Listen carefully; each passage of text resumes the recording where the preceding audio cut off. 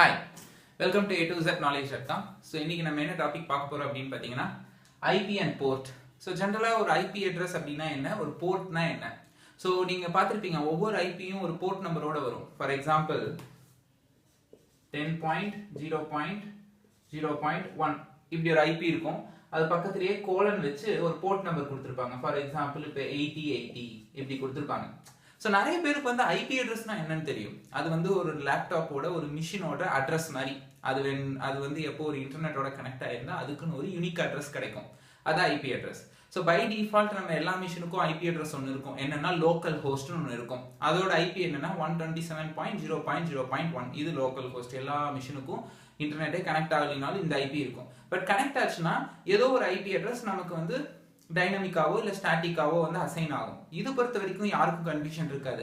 ஆனா அது என்ன போர்ட் நம்பர், அது என்ன எல்லாரும் போர்ட் நம்பர்னு சொல்றோம், எதுக்காக அது நம்ம யூஸ் பண்ணோம் அப்படிங்கிறது தான். இப்போ ஃபார் எக்ஸாம்பிள் நீங்க ஒரு MySQLக்கு JDBC கனெக்டிவிட்டி எழுதுனீங்கன்னு வைங்களேன், இல்ல பைத்தான்ல எழுதுறீங்களோ இல்ல ஜாவாலயோ இல்ல PHPல எழுதினாலோ நம்ம இந்த MySQL ப்ராப்பர்ட்டிஸ் எல்லாம் பாஸ் பண்ணுவோம். என்னன்னா MySQL எந்த ஐபில ஓடுது, யூசர் நேம் என்ன, பாஸ்வேர்ட்லாம் எழுதி தான் நீங்க JDBC கனெக்டிவிட்டி ப்ரோக்ராம் எழுதுவீங்க. அந்த இடத்துல ஐபி போடும்பொழுது கோலன் போட்டு 3306 போடுவாங்க. நீங்க நோட் பண்ணியிருந்தீங்கன்னா தெரியும், கோட் ஏதாவது எடுத்து பார்த்தீங்கன்னா தெரியும். அது வந்து MySQLோட போர்ட் நம்பர்.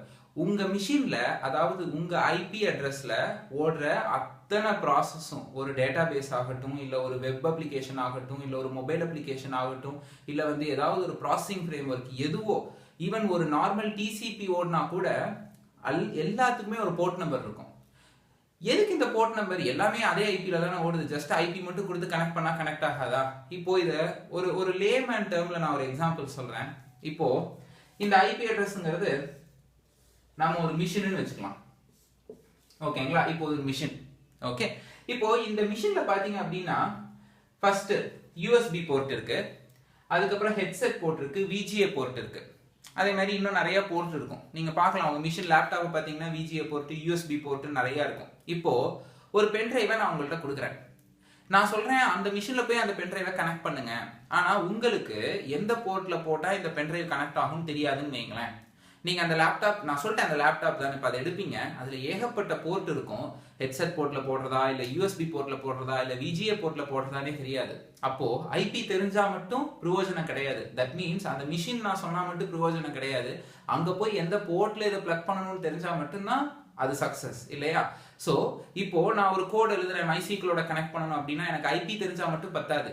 ஏன்னா இப்போ இதே மிஷின்குள்ள நான் சொன்ன மாதிரி MySQL ஓடலாம், இல்ல வந்து ஒரு வெப் அப்ளிகேஷன் ஓடலாம், இல்ல வந்து ஒரு டிசிபி ஓடலாம், இல்ல ஒரு SSH கம்யூனிகேஷன் செக்யூரிட்டி ஏதோ ஒன்று நான் ப்ராசஸ் ஓடிட்டு இருக்கு.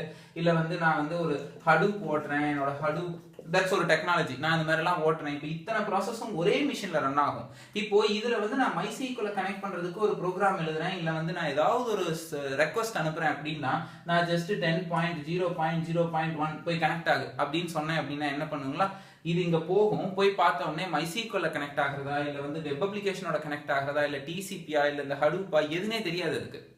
சோ இப்போ நான் இதோட போடும்போது இந்த போர்ட் நம்பர் MySQLக்கு போர்ட் நம்பர் 3306, இது MySQLோட கான்ஃபிகரேஷன் ஃபைல்ல போய் பாத்தீங்கன்னா இருக்கும். வேணும்னா நீங்க மாத்திக்கலாம்.